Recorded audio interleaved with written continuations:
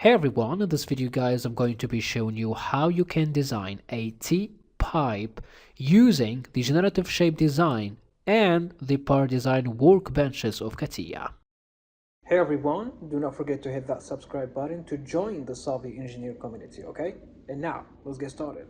Okay, so the first thing that you need to do here is to go to the start, then shape, then you click on the generative shape design, then you click on OK. Next you click on the XY plan, then you click on sketch.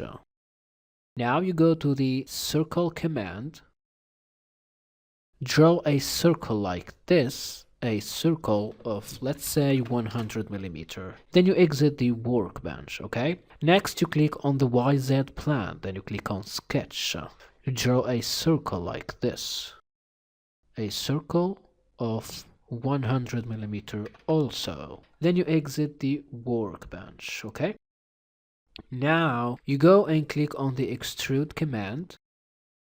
You click on the first sketch.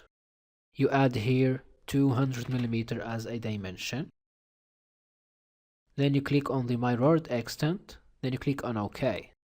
Next you click on extrude. Then you click on the second sketch. In this case, for the second limit, add 0 as a dimension. Preview, then OK. Hide the first sketch, then the second sketch. Okay?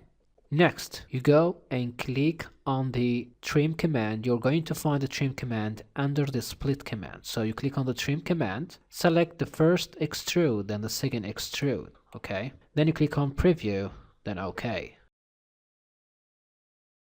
Now we are going to the part design workbench.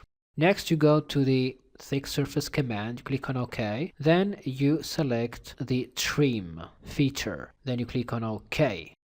You hide the trim feature, you click on the plus sign, and this is how you can create a T-pipe design using the generative shape design and the part design workbenches of CATIA.